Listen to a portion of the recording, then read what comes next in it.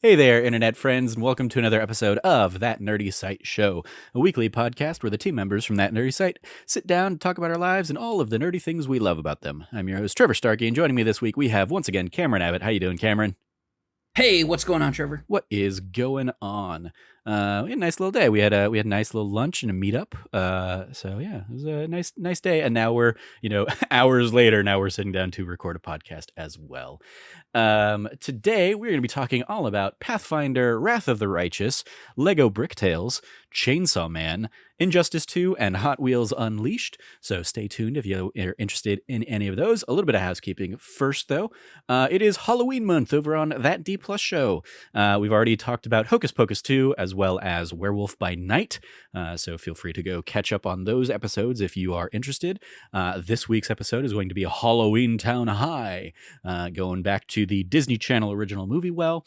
And then we're going to wrap up the end of the month with Treehouse of Horror episodes 4, 5, and 6 from The Simpsons. These last two episodes kind of continuing the trend that we've done in previous seasons of That D Plus Show Halloween special month.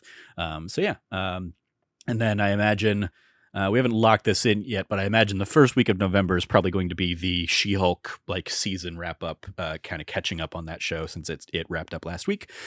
Stay tuned for all of that fun stuff over on That D Plus Show. Other than that, if you like what you hear, please remember to like, subscribe, rate, review, share the podcast with your friends, all that fun stuff. All right, Cameron, kick it off here with Pathfinder, Wrath of the Righteous. What is this, and what have you been doing with it? Yeah, so I needed an RPG to play. Mm-hmm. I needed an RPG to get into that wasn't like a JRPG. I needed something with a bit more inherent substance as far as I shouldn't say inherent substance. Inherent creative input. JRPG, you have standard characters that you play. They have their own story that they're telling. I wanted something much more traditionally Western RPG to play through. Because I've been itching to play something, mm-hmm. and I have had my finger on I almost said Neverwinter Nights 3, but it might be Neverwinter Nights 3, is it? I don't know. Anyway, it's the new Dungeons and Dragons one that's in early access that I've had my eye on since they announced it. But I have not been willing to pay $60 to get into an alpha of a game. And also it's just it's hard for me to find a reason to spend $60 on a video game these days. That's not like a AAA marquee title. Mm-hmm. We have God of War coming out. And that's God $70 of War Ragnarok coming out. Yeah, it's $70. I'm dropping $70 for it because I know it's going to be a premium experience. And it's not an alpha. It's not green light. It will be a section. Finished product, yes. Yep. Despite my wishes for winning the prediction at the beginning of the year. Yeah, no, they went gold. They went gold. It's coming out this year. I actually just put in, admittedly for other reasons as well, but I put in my request off for that week. Did I time it in part so I could just also binge the hell out of God of War Ragnarok? Yes, I did. I could have taken other weeks off, but I'm definitely gonna enjoy the hell out of that game. Yeah, for sure. I'm looking forward to it. This is a wild year for Game of the Year. Mm-hmm. It's just going to be insane. That being said, I'm really excited for that game. So I needed something, and this was a budget. This was on a super sale. I got it for a quarter of its price. Mm-hmm. I think actually one of those 75% off discounts right now. It was it was 75 or 80% off. It was super discounted because it came out last year. Mm-hmm. And they've put out basically all their DLC for it already. I was cool. I hopped into it, and it is a very interesting kind of game. So if you are not familiar with Pathfinder, Pathfinder is a alternative to but very similar in the same vein of Dungeons and Dragons. Mm-hmm. Where Dungeons and Dragons kind of hit stagnation as far as they were just kind of not really updating their systems, and other kind of game types and systems had kind of really shown the weakness of the old 3.5 system.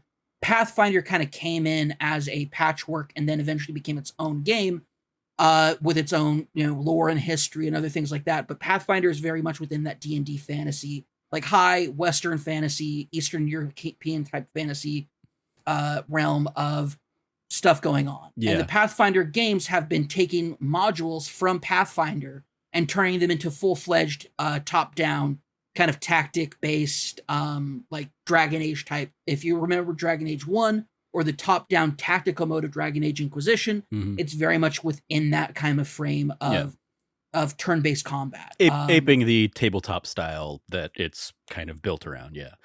Exactly. Yeah, we were talking a little bit before we started. Like, I've heard Pathfinder in large part because as I've been getting into Critical Role, and specifically going back and watching like the early first campaign, they talked about how their home game before they started streaming back with Geek and Sundry was a Pathfinder game that they converted to D&D 5e. Because of probably the name recognition and just like a wider audience around that. But yeah, they have their roots in Pathfinder. So I was like, oh, like I know the name. I didn't know they made games, but it makes sense that they, in the same way that like D&D has video game, versions of some of their campaigns and stuff, makes sense that Pathfinder would do the same. 100%, yeah, no. And the thing about Pathfinder is that it really grew in popularity when people who were playing D&D 3.5, when 4th edition came out. 4th edition is very... I will say, like, my limited knowledge of D&D, coming from Dimension 20 and now Critical Role, is basically like, people like played games in 3.5. I never hear about games played in 4.0, and it was moving on to like when D&D 5e came out, they were like, oh, okay, like we like some of these ideas, let's play with some of these mechanics. Yeah, the thing about it's interesting. 4th edition was super necessary in my opinion, because 4th edition was a gateway for a lot of people who didn't get the role play at a table aspect because basically they made massive gamification on it. And by that I mean they turn it basically into a tabletop almost board game, where you needed to have certain materials. You needed to have a grid map because instead of it, like things were based around visuals, and instead of having like a large library of spells and stuff, you would get like there was actually like specific cards you could get that had your spells, so you didn't have to keep a full spell list. And those are available still today with 5th edition, but it was very much less of, oh, you get every time you level up,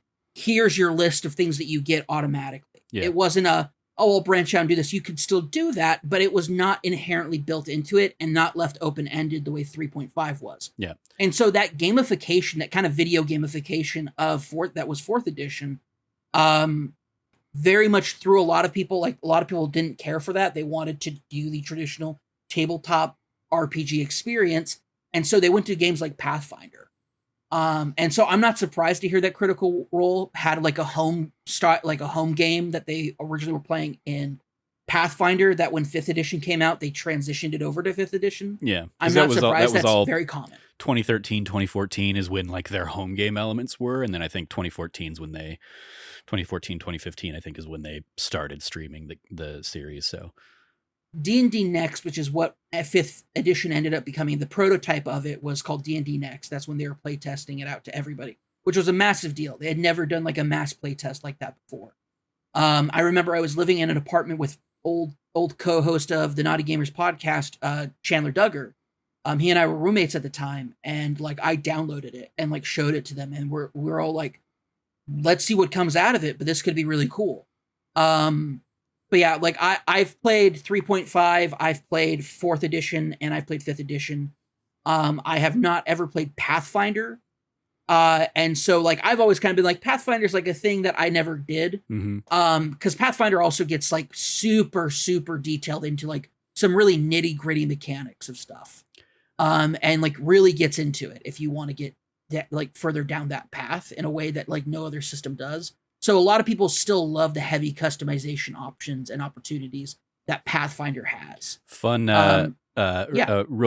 We will eventually get to Pathfinder: Wrath of the Righteous, but just in this vein, a fun find that my mom found, basically like in my childhood bedroom kind of thing, not too long ago, is basically a Dungeons and Dragons like board game version from the 90s or whatever. That's effectively like first edition D&D, but they made it a little bit more user friendly and gave kind of like one pagers and stuff like that, and kind of a proto campaign kind of thing too. Basically, it's beginners D&D effectively, but it has a whole bunch of little like plastic minis, and it came with dice and has spell cards and stuff like that. And it's just funny to like remember having and playing with that. And because I never really played D&D, I played like one session with a friend of mine in elementary school where his brother was the DM, and we had like a ton of fun like building the character, and then like never came back to it. But I loved the like world building element of it so much, and I spent months after that like taking grid paper and building out like world maps and city maps and stuff like that, just on graph paper and stuff, and having fun with that, and like getting into Dimension 20 and now Critical Role and stuff. It like so much of that is like flashing back, and so the fact that like my mom found these things, I'm like, oh my god, I did have these things. I'd never played with anyone. Maybe I played with my sister a little bit or something like that, but like so much of it was I was effectively doing all of the things that a DM would have been doing. I wasn't DMing for anybody. I was DMing for myself and just kind of the worlds I was creating and stuff. So it'll be fun to play with that with you in some projects we're cooking up in the near future. Spoilers, Trevor. I mean, that's why it's a tease. I'm teasing some ideas we're cooking up for year 4 here in a couple weeks. Yeah, today we like our meeting that we had was kind of like a, hey, let's like, we wanted to catch up anyway, but it was also a big like, hey, about the future of like future projects we wanted to work on. We got a lot of really fun, cool stuff cooking up, guys. Yeah. I can't wait for anniversary week or anniversary date, like what we have coming up for you guys. It's going to be really cool. Yeah. Anyway, Pathfinder: Wrath of the Righteous. Let's actually talk about the game. So this was a module that came out. I don't know when. I don't know the details of it. I didn't even know that it was a module. I just thought it was an original video game. But what they did is they took this module and they made it into like a very cool video game. And the thing about this, I don't know if this exists in other Pathfinder stuff, but they do this thing that's different called mythic classes. So basically you have like your class that you have. For the game, I chose a executioner, which is like an assassin type character that like is like very interesting. And I was like, I'm like, what do I want to use for my abilities? And there's an entire other class called Aldiri Swordsmaster that I've like fallen into. That I was like, I love this idea of like this like unincorporated, unstructured, like not at all organized order of swordsmen that are just going around dueling. And I'm like, I love that. That's cool. I'm into that. So I have this Aldiri swordsman, and you can be a Dampier, like a half vampire, which is interesting because your healers can't heal you. I didn't realize this at the time, but I have a Dampier, and I kept getting hurt by the healing spells that my team was doing. And because I was like, okay, heal me. And they would hurt me. And I'm like, what's going on? And I realized, they have to inflict, there's a spell called inflict wounds. And so I had to be inflicted with wounds to heal because it's negative energy rather than positive energy. Yeah. Kind of like you're an undead character and the healing spells hurt you. Very much so. That is the case. And so that has been a fun thing. Just hope nobody uses a Phoenix Down on your character. Nope. I like that's the thing. Revivify and those sorts of things are like holy energy, not positive energy. And Dampiers are negative energy, like affinity, not like evil or like nasty stuff like that. So it's about like positive versus negative rather than holy versus like unholy or whatever. Gotcha. It's cool. It's been fun. I've had a blast with it. I say I had a blast with it. I've put almost 80 hours in the game, and there's 5 acts. I'm coming up to the end of Act 3. I have sunk an enormous amount of time into this game. There is at one point I unlocked a like strategy element to the world map where I literally have like and like there's like a grid based like almost chess like system where you have your armies fight other armies, and like you're like taking control of territory and forts and stuff like that over the map. And I've like dominated my map at this point. Like I have multiple generals. I have like all these places like fully loaded out with like soldiers that I've built up. I've definitely over invested into this part of the game.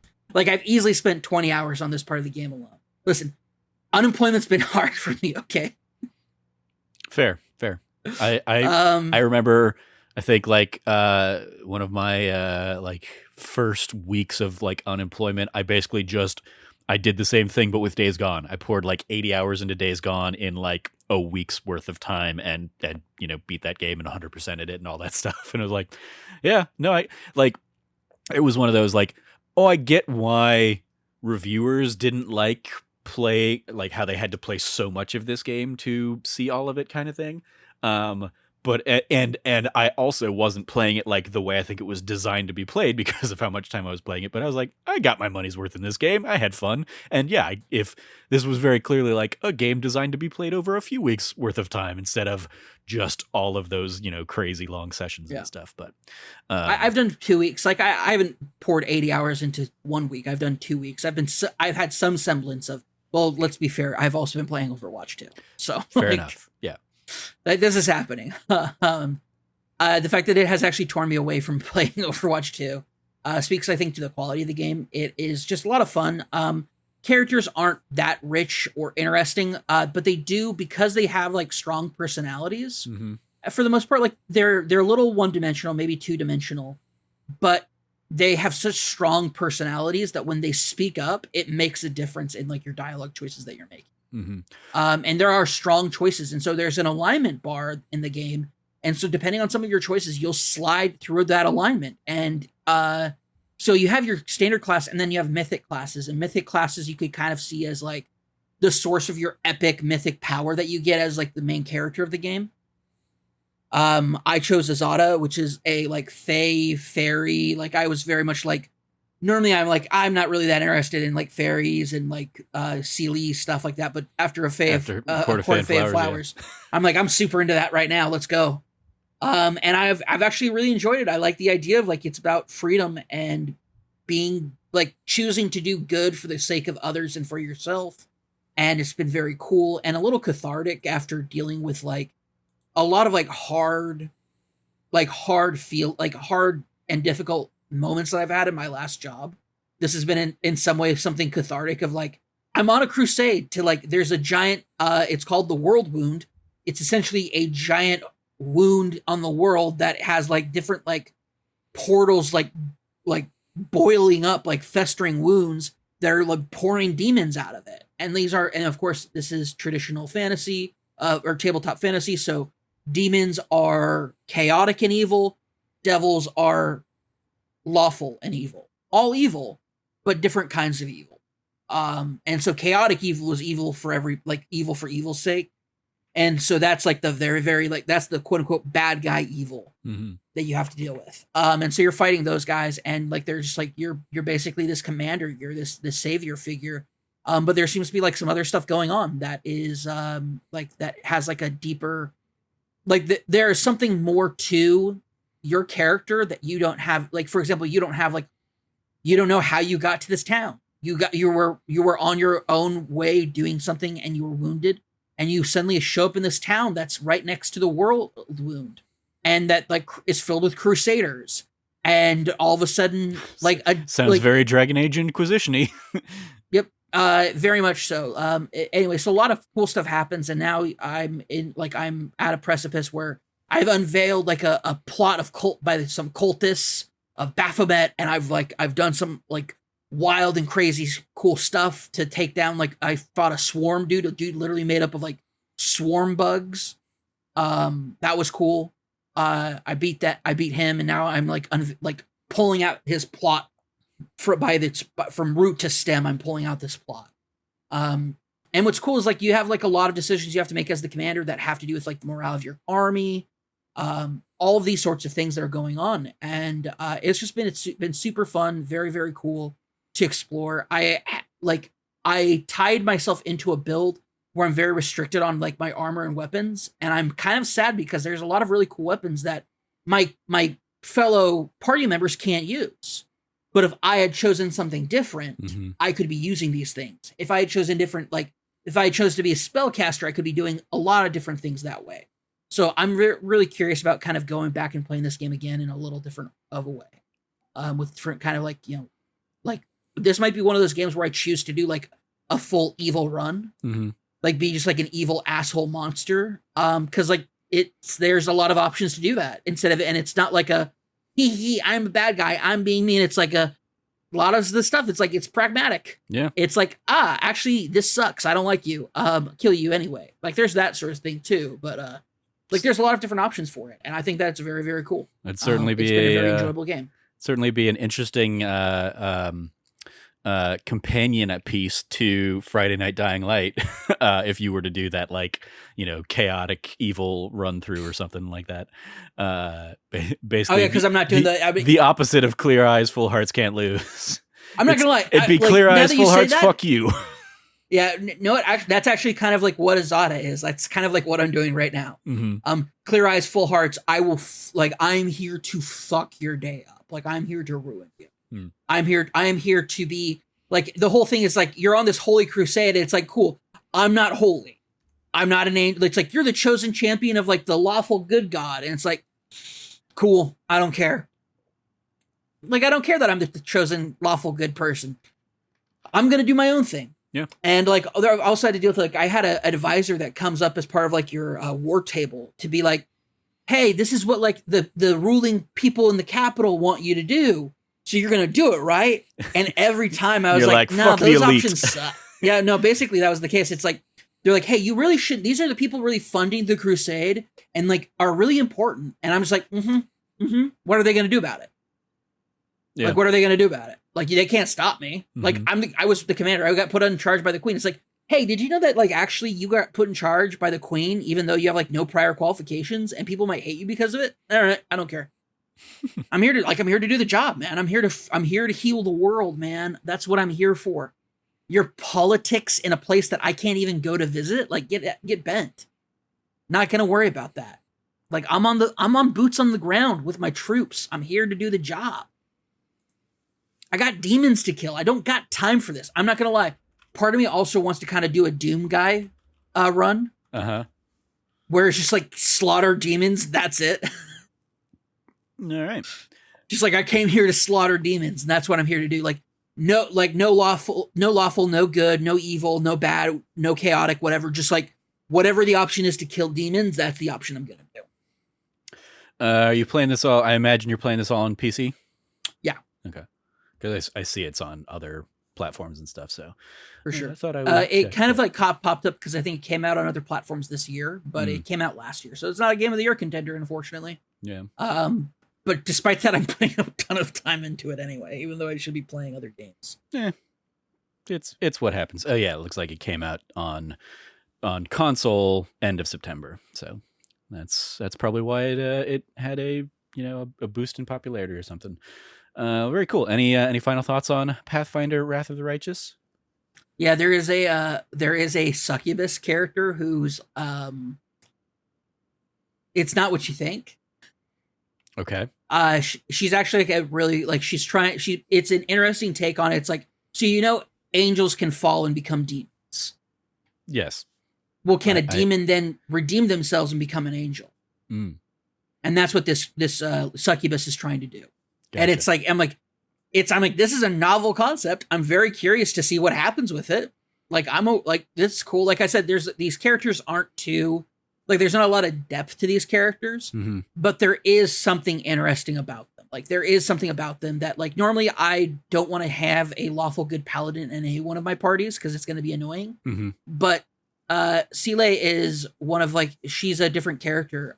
She's this like really kick-ass, awesome black paladin woman, and she is just like she's so cool because she takes her time. Like when things are like rough, she's like instead of like being like a like dour or stoic, she's always just positive and cheerful. And I'm like, that's such a different take on like what you'd expect from a paladin type character because You know, it's not about like caring about, like, she cares about people. That's why Mhm. she does what she does. That's why she believes in her goddess. Like, and I love that aspect of her. I think that's super cool. There's like the You've characters been all ruined have, by self-righteous paladin syndrome kind of thing? yeah, 100%. Yeah.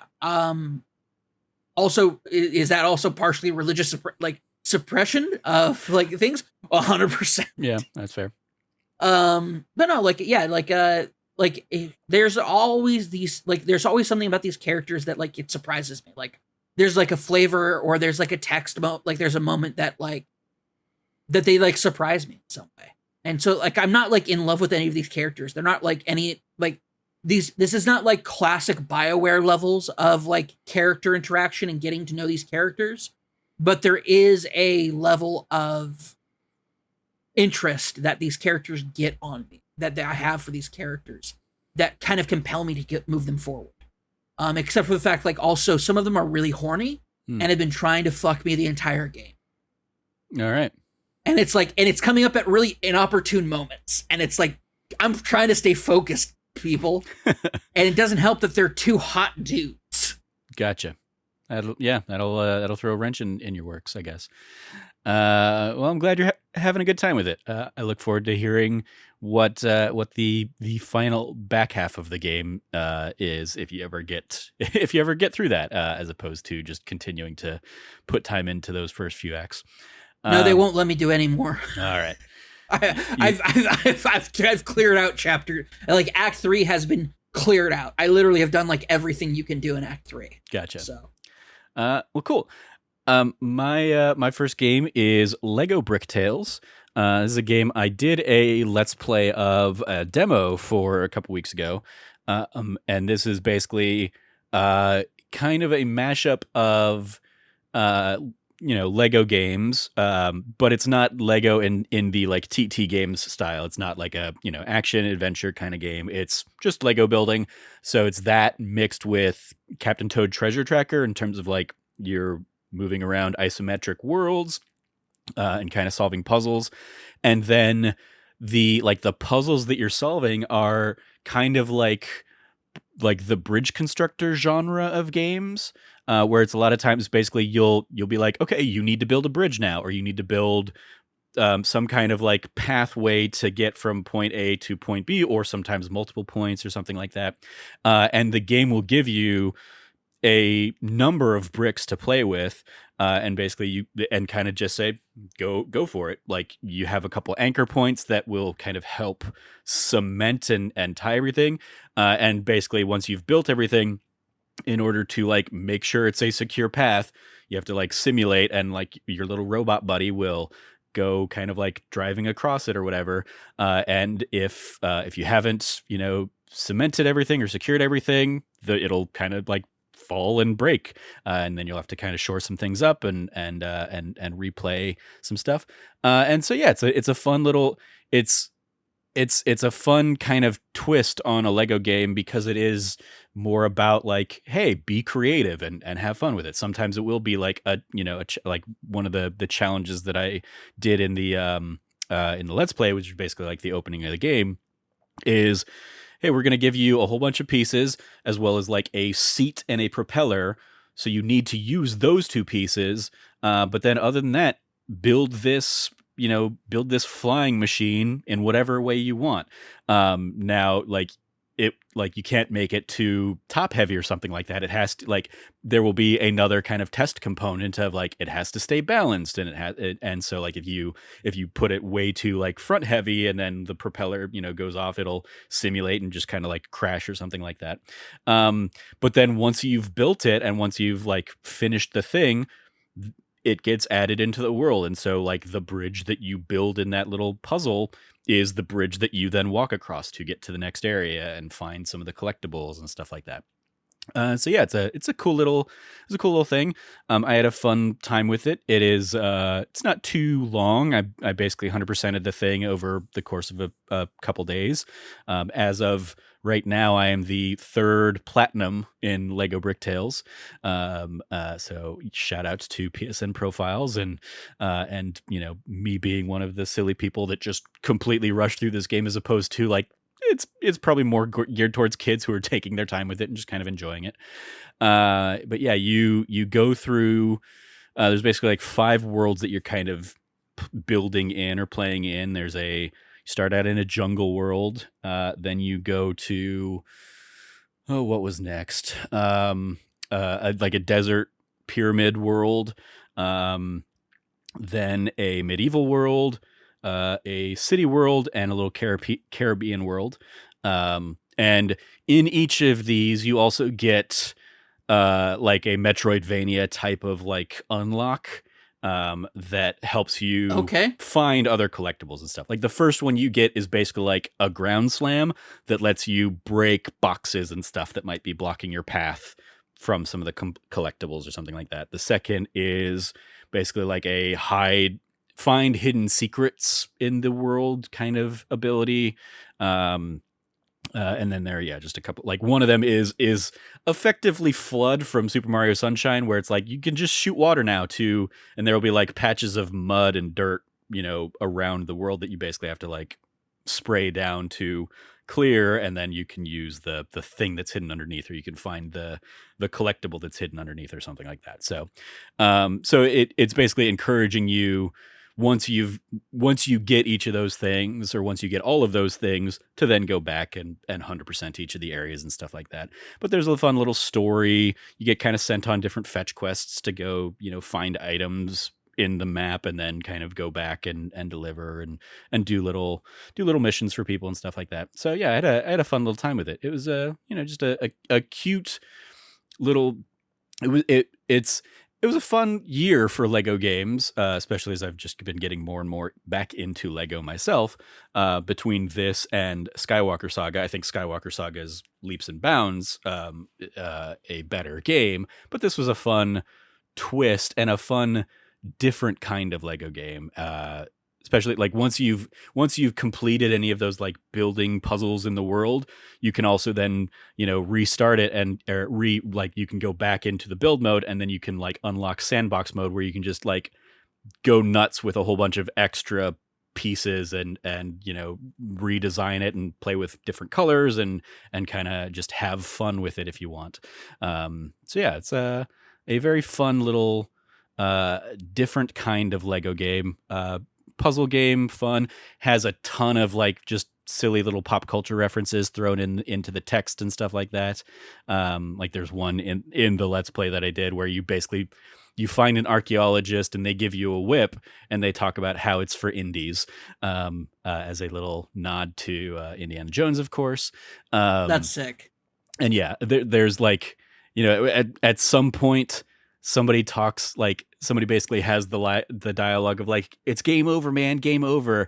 And then like your little robot companion is like basically just makes an Aliens reference, or like continues the Alien reference and stuff like that. And so yeah, just like it definitely has like an adult sense of humor to it. That's got like some just fun bits to it.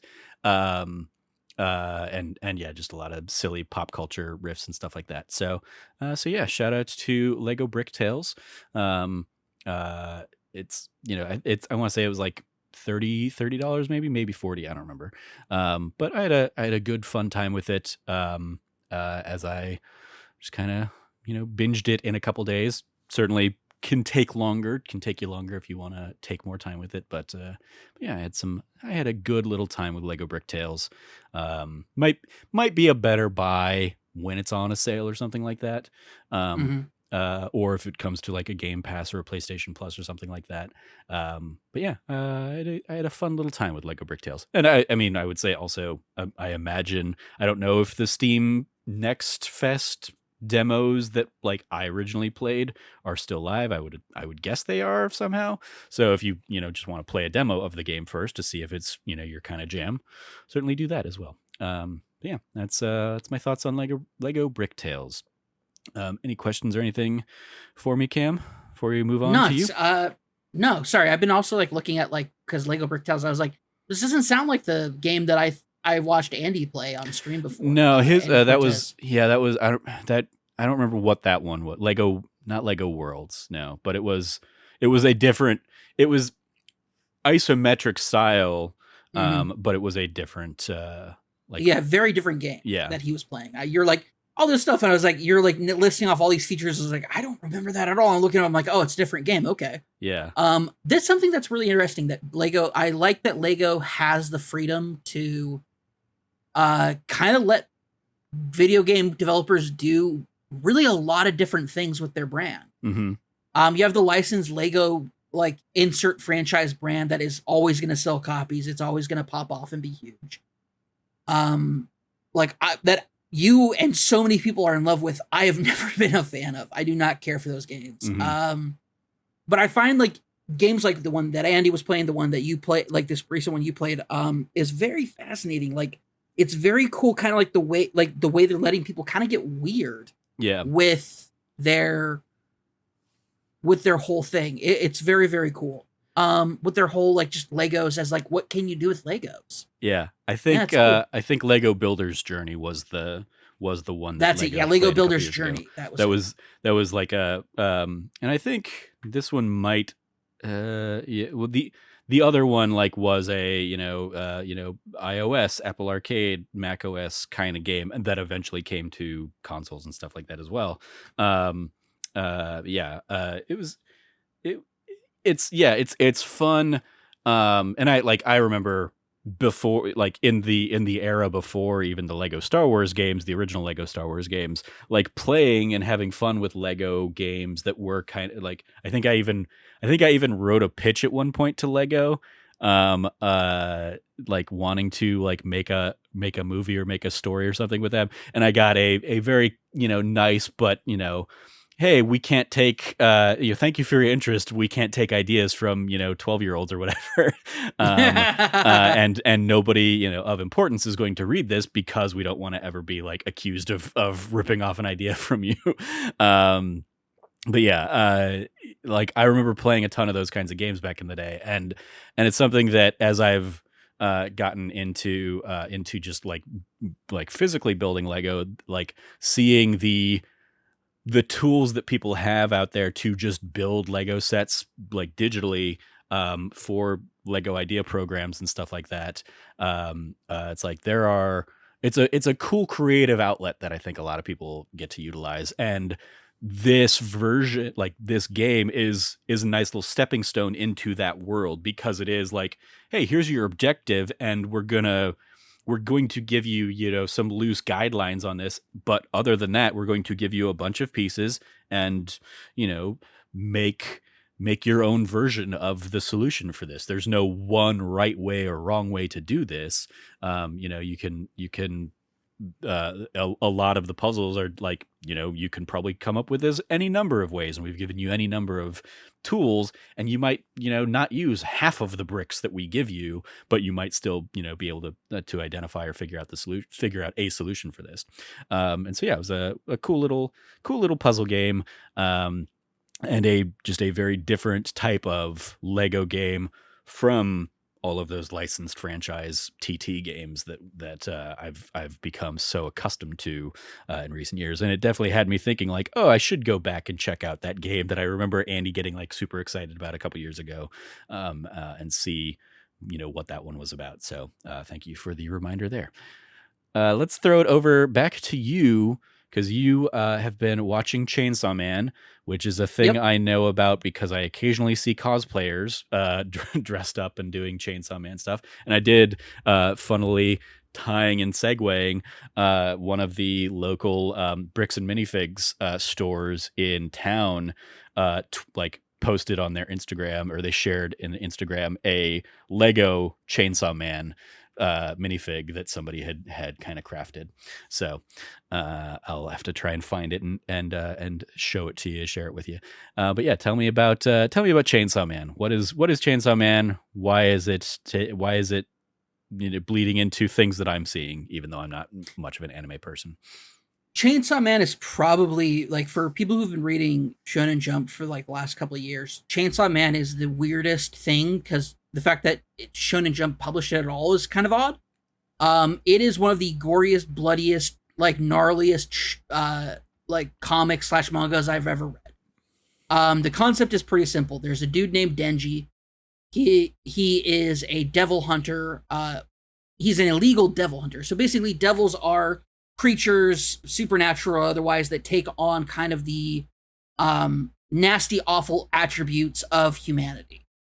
For example, there is a chainsaw demon that is a little pupper dog that you can see in some of the promo stuff.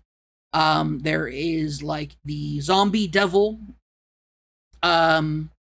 was in the first episode and is in the first chapter of the manga. It is creating zombies, and it's a whole thing. But the point of the show and everything is it's a weirdly like deeply introspective look on like what it is to be human in a very like the route that it takes to tell that story is wild. It is just wild. Denji is a protagonist who is, to say he is down on his luck is very putting it very nicely. He inherited, as a child, his father committed suicide, grossly in debt, and left him grossly in debt to the Yakuza. And so Denji that doesn't just get wiped away. The Yakuza isn't like, all right, he's dead, I guess we're just not going to collect. They're like, now that debt belongs to you, child. Yeah, that's exactly what they did. And so he gets told, like, at his father's funeral, which like nobody goes to or anything, his dad being buried, he's told you have until tomorrow to get us like 70,000 yen or like 700,000 yen or something like that. Like for a child, like he's like 8 at this moment. Like it is a ridiculous notion that he would be able to get that. But what ends up happening is he meets this devil that's a chainsaw devil that's also a dog. And what he ends up doing is it's wounded, and Denji, being extremely kind-hearted, lets the devil bite him to, because when devils drink human blood, they can regenerate. And so he does this, and because of that, they become partners. And so Denji has this little chainsaw dog that he uses to cut up devils, and that's what he's doing to pay off his debt. So he sells the devil corpses illegally to the Yakuza, who then are doing their own things with them. Things come to a head, and at the very end, like the story will go on, and like it's basically Denji's being tapped and brought into kind of like the official devil hunter stuff that's funded by the Department of Public Safety in Japan, and it's this whole thing. It is one of the most bonkers, wild, amazing, well-written, brilliantly designed, artistically gorgeous in its own macabre fashion, just story. And the animation being done with it is gorgeous and amazing. And it came out of nowhere and blew everybody away in a way that I don't think I've seen since My Hero. The thing about it is it's not universally like about superheroes and stuff. So you're not going to have like the broad, like, let's share it with everybody like My Hero Academia. It's very much it is gruesome and gory and awesome. And incidents happen that basically turns Denji into the Chainsaw Devil, and it gets wild from there. Anyway, but there's a lot of things. Like one of the coolest things about it is that the author is a massive fan of 90s films. And so there is I think I saw this as well, like going around. I saw basically somebody doing like the comparison, like here's the shot from Chainsaw Man, and then here's like the pop culture reference. And I saw in particular like one being like a Pulp Fiction shot. Yep, that's the opening for the opening for the anime is literally just like different scenes with the characters from the show and from very famous scenes in movies and film. Mm-hmm. But so basically Denji at the beginning of the show, he only has one eye because he sold his eye. He sold a kidney. He's basically known for doing anything for money because he has this enormous debt he has to pay off. And the Yakuza, after he kills a devil and gives them the body, he's basically, instead of getting paid, he gets paid like 1,700 yen or something like that for his work of killing a devil on something that should have been they should be paying like 300,000 for. They cut him down do the capitalist thing. Well, this, oh, service charge for this, all of that. Go through all of that basically just to take him as much money from him as possible and leave him with just nothing. Obviously, this movie has been tainted by many other aspects, but there's some weird Baby Driver vibes to that idea as well, that immediately gets thrown through my head. Oh yeah. I'll say like I've definitely seen and probably like my first introduction to Chainsaw Man was probably through like a Jessica Negri cosplay I think she did like probably a couple years ago or something like that. But yeah, I've definitely seen them flaring up a lot more recently. In terms of you mentioned like you probably haven't seen something like really strike this or resonate this much since My Hero. I would throw Demon Slayer is probably like that's probably one I've seen as an outsider at least. So here's that's the one I've Demon seen that's Slayer, just more like has been more popular / wide reaching. But Demon Slayer as an anime, yes. Demon Slayer as a manga, not as much. Gotcha. Demon Slayer as a manga is still really good, but it wasn't until the anime kind of took the breathing forms of the sword fighting to the level that they did. Ufotable is just an incredible animation studio, and the work they did with Demon Slayer transcends the manga itself on an unbelievable level. Like it's so much better because Ufotable does it than it is in the manga itself. In the manga itself, it's not nearly as impressive. Gotcha. Story wise, it's not nearly as interesting as Chainsaw Man. But this is the thing. Chainsaw Man is what I would consider a seinen. So seinen is shonen means young boy. Mm-hmm. Seinen is like older boy, like not yet a man. So like the seinen grouping is like your 16 to 20-year-old range. And so things like Berserk or other things like that, that's a seinen. I would compare Chainsaw Man, Death Note's shonen. Oh, okay. Definitively. Okay. It came out in Shonen Jump. I would say that it does flirt with being seinen. I mean, I look at Light and L as older youth, like late high school. Oh, for sure. And that's the thing. Shonen doesn't. So when I refer to Shonen and seinen, I refer to the audience age. Gotcha. Okay. Shonen Jump's audience age is between 8 to 14. That's the quote unquote core demographic that they were founded around, which is why they're called Shonen Jump. Yeah. Jump is the publisher. Mm-hmm.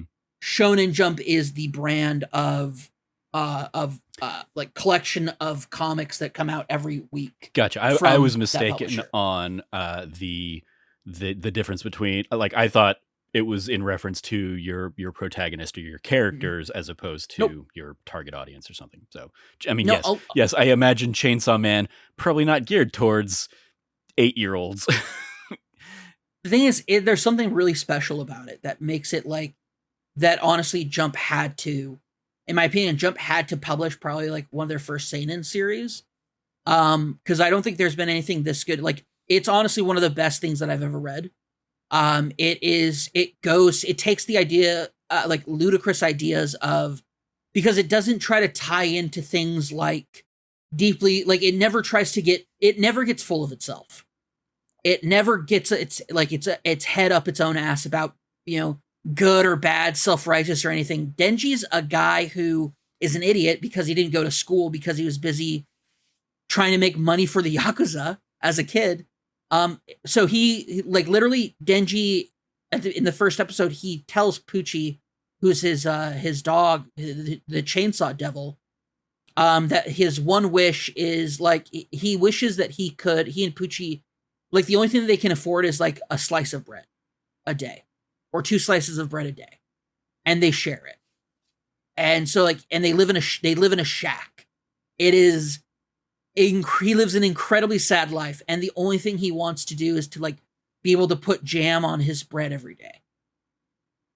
And also he wants, because he's a teenage boy, and he goes, man, I'd also like to like have a girlfriend at some point. Like, he's like, man, I would love to have a girlfriend. I can't bring a girlfriend back here. Like, what am I supposed to serve her? Like bread? Like, I can't do that. Like it's very much this like very dour thing. And so his life, towards the end of the episode, his life gets really turned even further upside down and leads to kind of like the adventure that he's going to have.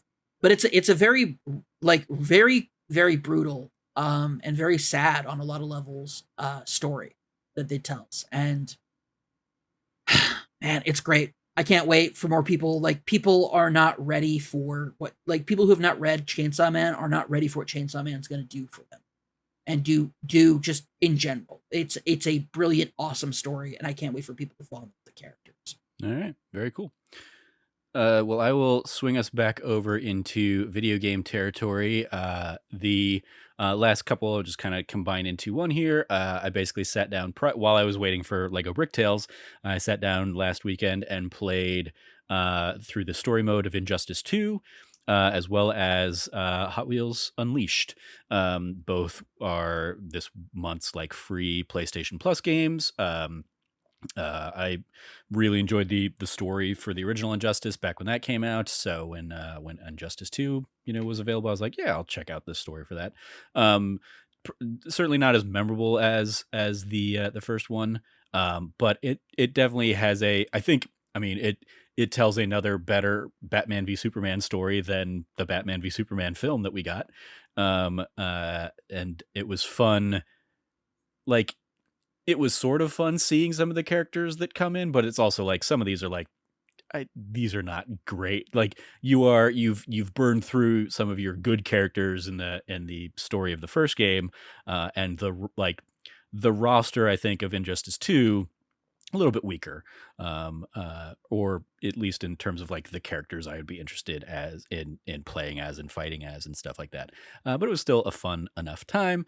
And then Hot Wheels Hot Wheels 4. No, it is not Hot Wheels Force Unleashed. That would be a portmanteau kind of thing in a Bless Who game or something like that. Hot Wheels Unleashed. I remember when it came out, people were like, "This is a surprisingly good racing game and a lot of fun to it and stuff like that." And I enjoyed the Hot Wheels expansion that came to Forza. And I remember when I was playing that, I'm like, oh, maybe I'm like, I think even around the time I played it, I was like, oh, let me look and see if like Force Unleashed Hot Wheels Unleashed is available on a Game Pass or on a PlayStation Plus or something like that. And I think I could have played it as like a trial, but I was like, man, I don't need to do a trial for the game. So when it came out to PlayStation Plus this month, I was like, all right, yeah, I'll download that and play through it. And yeah, it was a fun little racing game. It's not, it is pretty generic racing, but with the Hot Wheels, elements and stuff like that. And they do have, a handful of licensed property, Hot Wheels cars and stuff like that. So you bet your ass I got and drove the DeLorean around a lot from Back to the Future, or as it is not called the DeLorean, it is called the Back to the Future Time Machine. But you can also get the mystery van, or the from Scooby Doo. Mystery Machine. Mystery Machine, yes, thank you. Nice. You can pick that up. So I picked that up in honor of Jazz.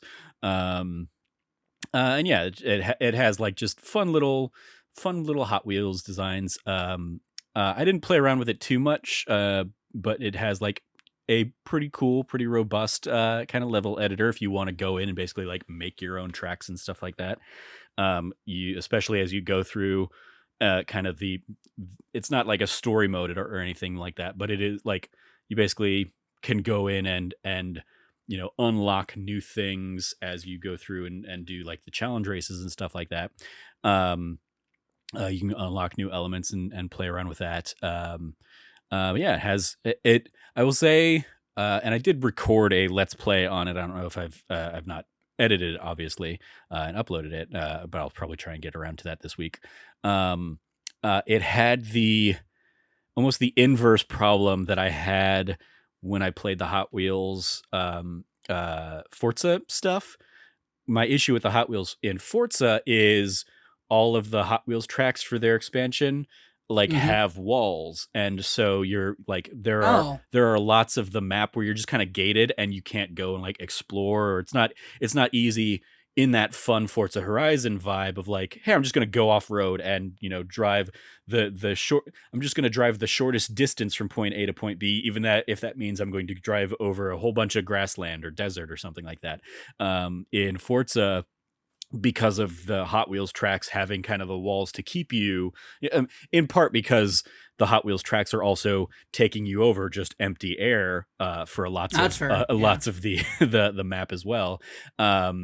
It's you're very much on rails to some degree in terms of like your availability, whereas here I had the opposite issue of like I continually found myself flying off of the track, and that's not something you want to do in the race format. But it is also very cool because like the environments that you're racing around in are, like real world environments or whatever. So like, a lot of the early stuff is like you're driving around, a den of somebody's house, which you can also customize and kind of like like you can design the den that you race around in. Um, and so like, yeah, you're basically like driving upstairs, or you're driving Hmm. under a step ladder, or driving by some paint cans and stuff like that. Driving That's under actually pretty cool. the coffee table. And so there will be parts where like there are deliberately off track segments that are like you're kind of directed where you're supposed to go based on like cones, but there is nothing that will like stop you from driving anywhere else around the the environment. It's pretty easy to get back on track. You just kind of press like triangle to, or like, because I was playing it on PlayStation, press triangle to respawn basically, and it'll bring you back to the track. But there were definitely a lot of times where like I lost position because I hit a ramp and jumped off the track to and couldn't easily just turn around and get back on. I had to like do the respawn kind of thing, which still you'll be penalized a little bit and stuff. Um, but yeah, it was a fun little racing game, and I had a good couple nights with it, and just kind of enjoyed kind of burning through and picking up a handful of trophies here and there, and just kind of enjoying. Like there are, I will say, like there's a mix of you're doing a race where you're racing AI players, or if you want to go online and play like online multiplayer, you can do that. And then there are basically like, okay, do that same race, no players, but do it like with time trial stuff. And it got to the point where like some of those time trial things, I'm just like, nope, I am never going to do this race that well, that it's just not going to be fun. The driving itself is pretty simple. You basically build up boost naturally that you can use, or there'll be like occasional like boost things on the track that'll give you a little speed, or you drift around corners and you build up boost faster that way. So you basically can be drifting around and then like boost on through, to get through. There are a handful of levels that will have like shortcuts kind of like designed into the world, but they're also sometimes very high risk, high reward, where like, oh, if you if you missed, you're in that kind of I'm off the map spot. So yeah, it was a fun little racing game. Kind of a mix between a Forza Horizon and a Mario Kart. There isn't, in the way of like, there aren't like attacks or anything you can do, but you can certainly like plow into the other racers and force them off the track, or or force them to kind of spin out or something like that. So yeah, it was a fun little deviation as just kind of like a thing to check out. And I get why, especially racing game fans really dug Hot Wheels Unleashed last year. And if it hadn't been so easily and blatantly Forza Horizon the year last year, I could have seen Hot Wheels, like, it definitely earned its nominations in terms of like racing sports game stuff at the end of last year. And in another year maybe it would have done well. So yeah, that was my time with this month's PlayStation Plus games, Injustice 2 and Hot Wheels Unleashed. Check them out if you are a PlayStation Plus member, or at least claim them, and have to play them if you don't want to, but go ahead and claim them and check them out at your leisure if you are so inclined. Any final thoughts there before we wrap up there, Cam? No, I'm sorry. I was just looking over some stuff about like the you were talking about it, I was like, that sounds actually pretty interesting as far as like the idea that you can customize the rooms Yeah. and like that's an interesting thing that I definitely sets it apart from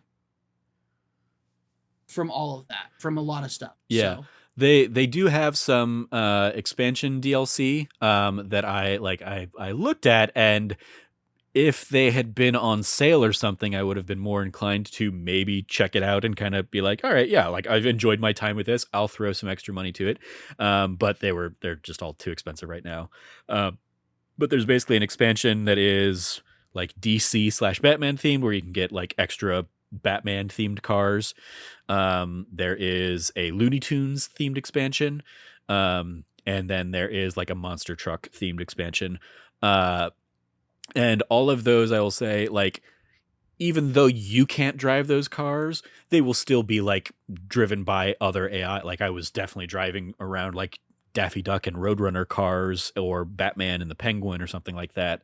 They definitely were, up against me in multiple races and stuff. But yeah, it was a fun little game. There is like a little collectible kind of component of it, of just trying to collect, different cars. You can upgrade some of the cars by, like one of the currencies you get in the game is basically you get like coins and you get gears.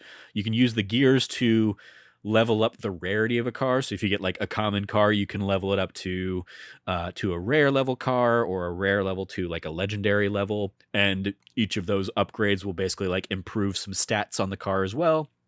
So you can do that if you want, or you can use the coins to effectively like buy blind boxes. And basically it's effectively a loot box. You open up a blind box, which you also get by, completing races and stuff like that. And yeah, that's how you can just, you can buy like a few cars kind of at will with money, and like the store refreshes every hour or so of gameplay or something like that. Not just every like in-world hour. It is like the timer seems to only be going while you're playing the game, which is okay, that's different. that was a weird Okay. little vibe. But yeah, like that was how I originally got the time machine. And then I also like unlocked one in a blind box later as well. And basically, if you get like a duplicate, you can keep it, or you can convert it to gears, or you can convert it to coins. And the rarity will depend on, or how much you get is going to depend on the rarity. But yeah, you can just kind of like you can buy blind boxes and take your chances and kind of have fun with that little like gambling mechanic, if you are so inclined. I don't think there's like a microtransaction to buy coins or anything like that. And so So it has to all be earned it's in game. all, yeah, it's all earned in game, through races and stuff like that. As like, cause you can replay races and you'll acquire some more coins and stuff each race and stuff. But yeah, it was a fun little time, fun little couple nights of just playing a whole bunch of races. I've pretty much played through all of the core game races. And yeah, like I said, I'm never gonna be like the super great. I played through with the AI on easy. I tried, there's a trophy for like, set like win a race with the AI on hard. I tried that and they kicked my ass. So I was like, nope, I'm never gonna be that good at this game. So I'm not gonna bother with the multiplayer online trophies either. I've played the game. I'm never gonna try and I'm never gonna get all of the like speed trial, rewards and stuff like that either. So like I've had my time with this. I can bounce off this game now. And then LEGO Bricktales came out, and I spent the next couple nights playing that. There you go. So yeah, it was a nice right. little fun week of gaming time. So yeah, that is gonna do it for this week's episode. Thank you, Cam, for educating me on Pathfinder: Wrath of the Righteous, as well as Chainsaw Man, and just letting me ramble about a couple of things I've been playing. No, thank you for teaching me about Legos. Yeah, of course. You can follow Cameron at Rev Cabot. Anything you want to give a shout out to there, Cam? Yeah, I want to give a very special shout out to two different groups of people out there, if you're listening or watching. First off, if you are part of a staff of a poultry dental based company. Um, you're having hard times at work based off of like some stuff that's come out recently about like what your working conditions are. Like wish you the very best. It's as somebody who just left a very or was yeah, anyway ended up leaving a very very high stressed, high intense, demanding workplace. It's not easy, and so I want to give my sympathies out to those folks and to everybody who has just found out today through Wario 64 that they lost their job at G4. Like massive shout out to everybody who's ever been a part of that effort to revive that brand. Um, People worked so hard and so tirelessly to ensure that place's success and finding its niche in a world that is very different than it left off in, and find and make having some of like the best damn talent around. And it's really really sad to have found out that through like through on a Sunday and a memo that you didn't even see because you were out of the office and got put out by a leaker on Twitter that you lost your job. It cannot have been easy, and I'm very very sorry. Like our love and our hearts go out to all of you out there who are dealing with that. Because I don't think there was any one of us as kids who were growing up and like watched G4 who didn't wish that we had a job there. And to have gotten that opportunity and then for it to be yanked out by, corporate bean counters, it can't have been easy. I'm very sorry. Indeed, yeah, I echo those sentiments, as well as the people who were affected by Fanbyte layoffs not too long ago.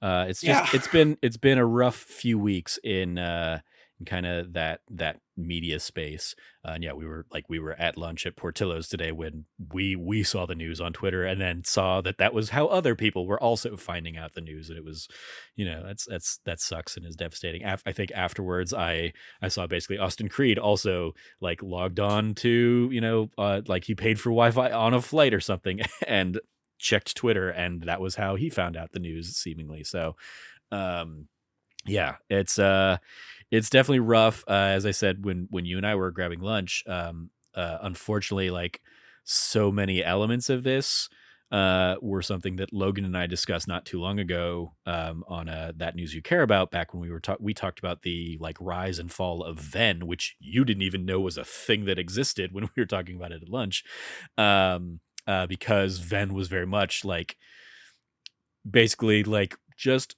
almost exactly like a few months ahead of G4 in terms of like the timeline of all these things. They launched a little bit ahead of G4 and then closed and started having layoffs and downsizing and retooling and trying to like make it work for, yeah, as you said, the bean counters, and then almost on that same schedule, but delayed a little bit because G4 came back with a little bit of a later start. Unfortunately, we've seen kind of the shuttering of G4 here as well. So definitely a rough few weeks, but also on the flip side, I do want to give a shout out to our friends over at Kind of Funny. Of course, they had Oh, yep. at to offset some of that, like the negative vibes and sadness and stuff. They of course had a wonderful little unveiling of their spare bedroom space, and I'm just so proud of everybody over there on that team and all the great work they do, and excited to see what they're all able to do together now that they're able to be working back in the same place, as opposed to kind of this Zoom era, Discord era of the pandemic years. It'll be interesting to see them all back together, but then B, also just the profound level of tech that they have poured into that place, and money and resources, and I hope it just hope it does wonders and gets just all the eyes on them that they deserve, because they've always been nothing but good to us. So yeah, shout out to all of that stuff. You can follow all of us over at That Nerdy Site, or go to thatnerdysite.com for all the latest content from us. If you liked what you heard, once again, please rate, review, like, subscribe, share the podcast with friends, all that fun stuff.